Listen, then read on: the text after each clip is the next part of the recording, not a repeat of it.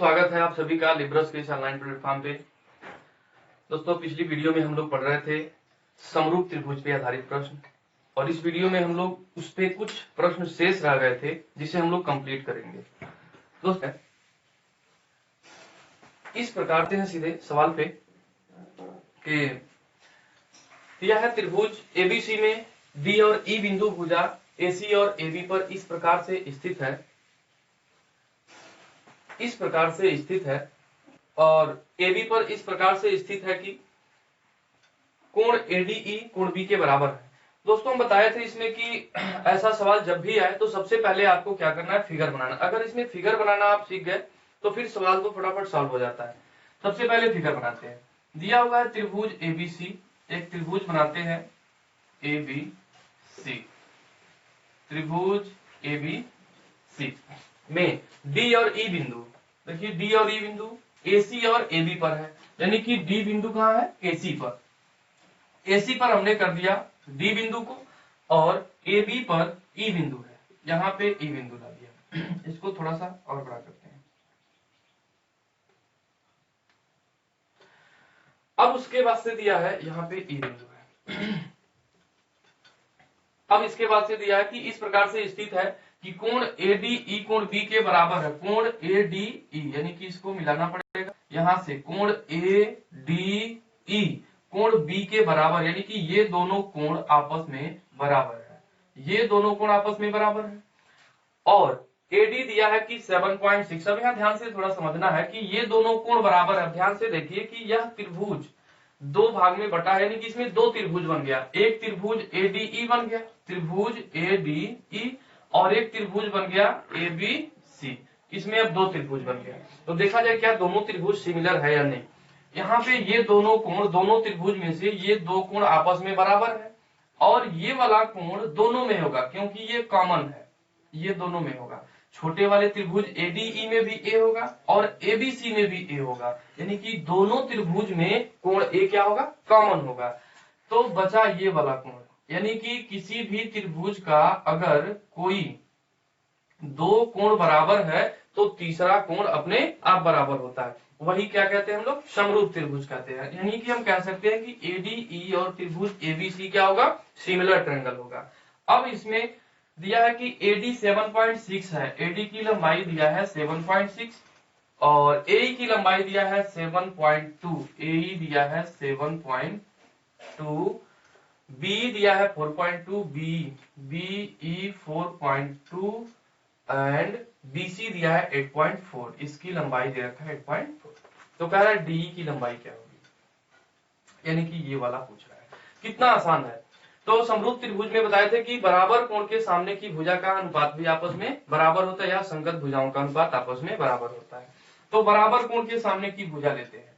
सबसे पहले हम लोग छोटे वाले त्रिभुज के इस वाले कोण के सामने की भुजा, ये वाला कोण क्या है, दोनों में कॉमन है, तो इसके सामने यानी कि छोटे वाले त्रिभुज में छोटी वाली भुजा लेते हैं, तो इसके सामने भुजा क्या होगा, ED।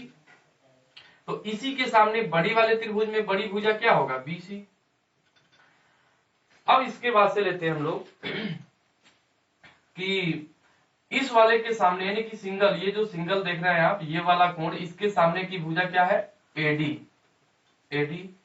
तो सिंगल के सामने यानी कि बड़े वाले त्रिभुज में बराबर कोण के सामने की भुजा क्या होगी, AB।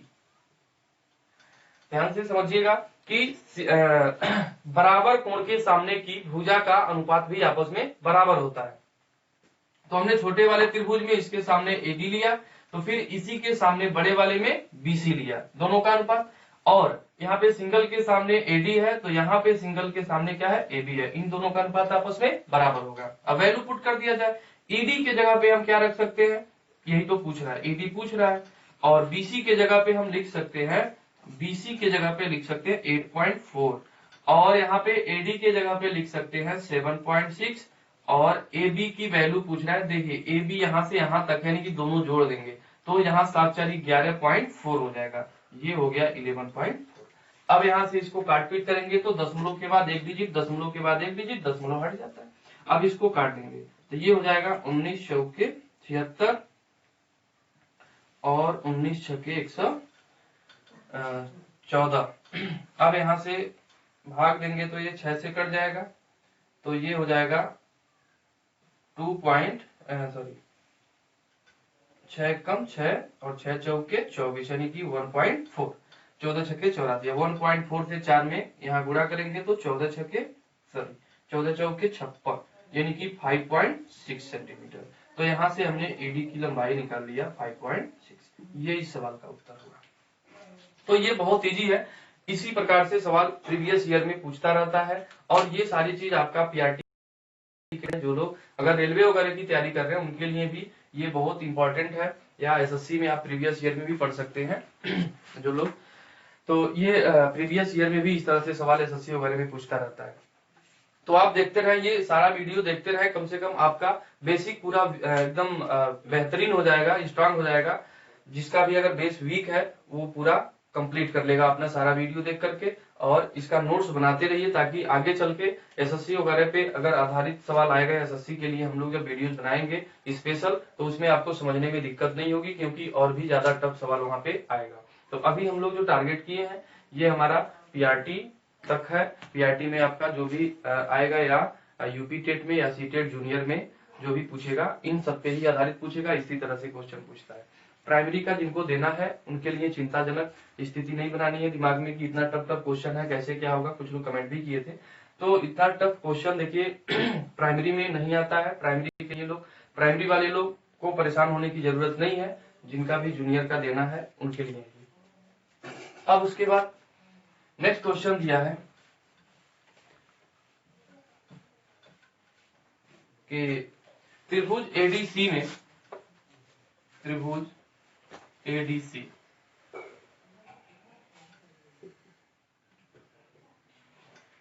में ई और बी बिंदु भुजा एडी और एसी पर स्थित है। ई और बी बिंदु भुजा एडी, एडी पर ई है, ई बिंदु है एडी पर, और बी भुजा एसी पर, एसी पर है बी बिंदु। इस प्रकार से स्थित है कि एबीई और कोण एडीसी बराबर है। एबीई, एबीई यानी कि ये वाला कोण, और एडीई, एडीसी सॉरी एडीसी, ये दोनों आपस में बराबर, यानी कि ये दो कोण बराबर, और ये कोण क्या होगा, कॉमन होगा। तो ये वाला कोण आपस में बराबर, क्योंकि ये दोनों बराबर है, ये वाला कोण कॉमन है। तो किसी भी त्रिभुज का दो कोण बराबर तो तीसरा अपने आप बराबर, अतः त्रिभुज क्या होगा, समरूप हो जाएगा। अब इसके बाद से दिया है ए की लंबाई 6 है, वही सेम सवाल है। ए की लंबाई दे रखा है 6, बीसी दिया है 2, बीसी की लंबाई 2, बी दिया है 3 सेंटीमीटर, बीई ये वाली लंबाई 3 है, 5 दे रखा है।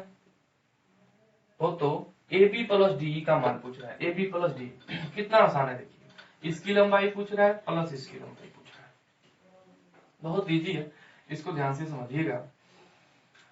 यहां से हम क्या कर लेते हैं कि त्रिभुज ए ई बी, त्रिभुज ए ई बी ये समरूप होगा त्रिभुज ए डी सी के। तो बराबर कोण के सामने की भुजा का अनुपात आपस में बराबर, यानी कि कोण ए के सामने की भुजा क्या होगा, ईबी। छोटे वाले त्रिभुज में, बड़े वाले त्रिभुज में क्या होगा, डीसी। उसी प्रकार से हम यहाँ पे ले लेते हैं यहाँ पे डबल वाले के सामने, यहाँ डबल वाले के सामने की भुजा क्या है, ए ही है छोटे त्रिभुज में, तो यहाँ पे डबल वाले के सामने की भुजा क्या होगा, एसी होगा। अब यहाँ वैल्यू पुट करते हैं, या इसी के बराबर आप कर सकते हैं, इसी के बराबर आप लिख सकते हैं। यहाँ पे आपने ये दोनों भुजा का अनुपात इन दोनों के अनुपात के बराबर कर दिया। अब सिंगल वाले के सामने लेते हैं, तो सिंगल वाले के सामने यहाँ पे क्या है, एबी है, यहाँ पे सिंगल वाले के सामने क्या है, एडी है। ये सब आपस में क्या होगा, बराबर, क्योंकि त्रिभुज में, समरूप त्रिभुज में क्या होता है, बराबर कोण के सामने की भुजा का अनुपात भी आपस में बराबर होता है। तो बराबर कोण के सामने की भुजा का अनुपात हमने आपस में बराबर कर दिया। देखिएगा ध्यान से फिर से, कोण के सामने छोटा वाले त्रिभुज में क्या है, ईबी है, और बड़े वाले के सामने क्या है, डीसी है। उसी तरह से डबल के सामने यहाँ पे क्या है, डबल के सामने ए है, तो यहाँ पे डबल के सामने बड़े वाले में क्या होगा, एसी होगा। सिंगल वाले के सामने यहाँ पे क्या है, एबी है, तो यहाँ सिंगल वाले के सामने क्या होगा, बड़े वाले में एडी होगा। तो ये सब आपस में क्या होगा, बराबर। अब आपको निकालना है एबी और डी, तो एबी और डी निकालना है। आप क्या करिए, यहाँ से वैल्यू पुट करिए, एक बार इन दोनों को बराबर लिखिए, क्योंकि हमें समीकरण सॉल्व करके वैल्यू फाइंड करनी है। तो एक बार इन दोनों को बराबर, एक बार इन दोनों को बराबर करिए, वैल्यू आ जाएगी।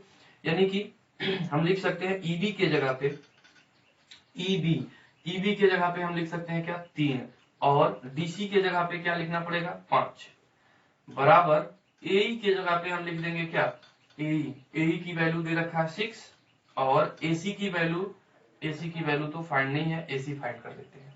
उसी प्रकार इन दोनों को एक बार बराबर किया आपने, अब इसको और इसको बराबर करिए। तो ईबी के जगह पे क्या होगा 3, और डीसी के जगह पे क्या होगा 5। उसी तरह से एबी के जगह पे क्या होगा, एबी तो पूछ रहा है, और एडी के जगह पे क्या होगा एडी के जगह पे हो जाएगा एडी ही रहने दीजिए यहाँ पे, अभी बाद में इसको चेंज कर लिया जाएगा। सॉरी एबी है यहाँ पे, एबी अपान में एडी। अब देखिए यहाँ से एसी का मान निकालिए, तो 3/5, यहाँ देखिए 3 दूना 6, 5 दूना क्या हो जाएगा 10, यानी कि एसी की वैल्यू क्या निकाली आपने 10 सेंटीमीटर। अगर एसी यहाँ से लेकर यहाँ तक पूरा 10 है, और इसमें से बीसी 2 है, तो यहाँ से एबी की वैल्यू क्या हो जाएगा 8 हो जाएगा, यहाँ से यहाँ तक 8 हो जाएगा। यानी कि यहाँ पे हमने फाइंड कर लिया कि अतः एबी बराबर 8 सेंटीमीटर। ध्यान से समझिएगा सब लोग, बहुत आसान है, इसमें डरने की जरूरत नहीं है, बिल्कुल बच्चों वाला सवाल है ये। एबी बराबर हो गया 8 सेंटीमीटर। अब यहाँ पे हम एबी की वैल्यू रख देते हैं 8। एबी की वैल्यू 8 रख देते हैं। इसको हम 3/5 बराबर, यहाँ पे हम इसको लिख दे रहे हैं मिटा के,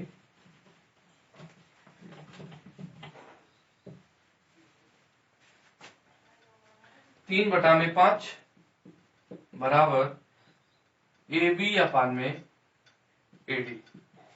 इसको हम यहाँ पे आगे लिखते हैं।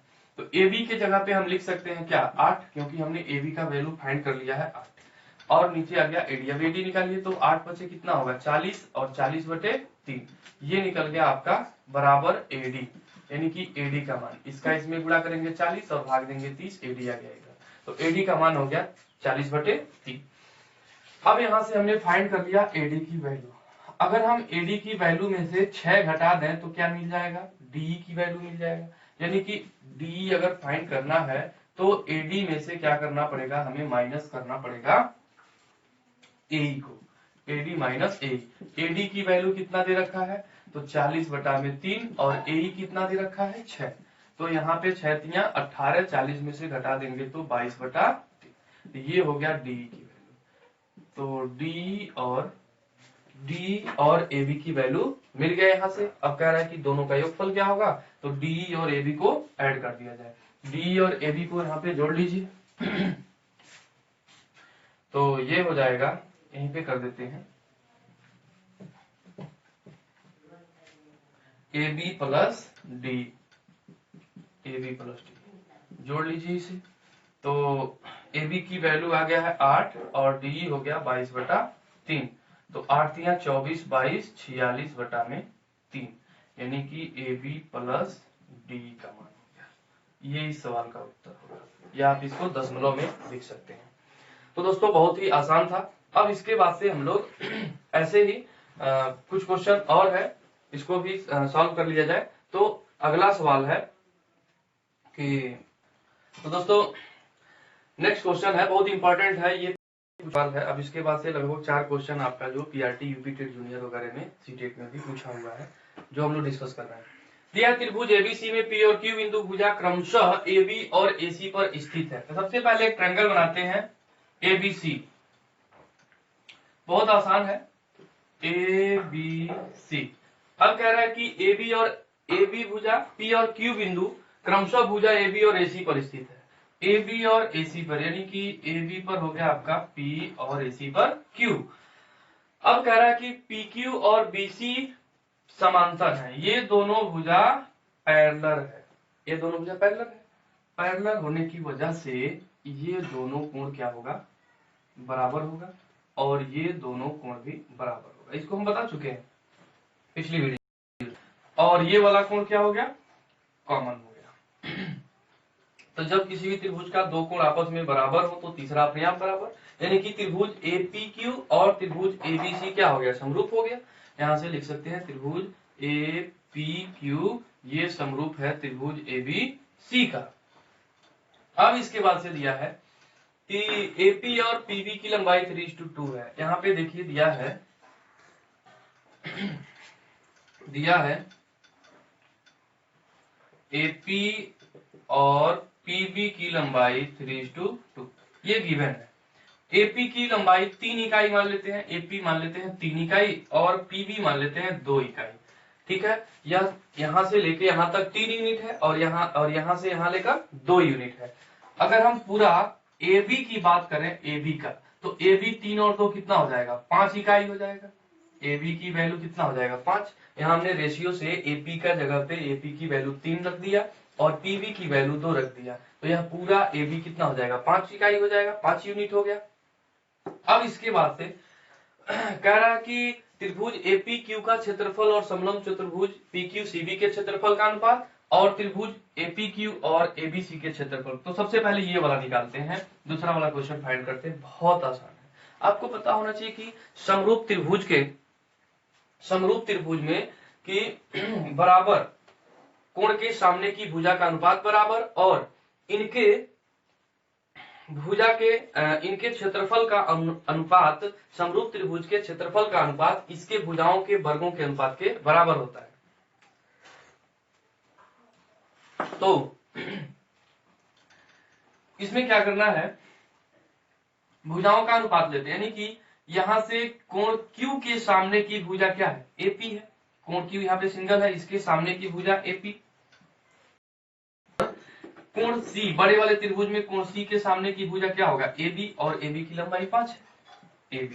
यानी कि इसके वर्ग का अनुपात इसके क्षेत्रफल के अनुपात के बराबर होता है। यानी कि त्रिभुज APQ का क्षेत्रफल, यानी कि एरिया ऑफ त्रिभुज ABC और एरिया ऑफ त्रिभुज ABC, एरिया ऑफ त्रिभुज APQ और एरिया ऑफ त्रिभुज ABC, इन दोनों का अनुपात क्या होगा, बराबर।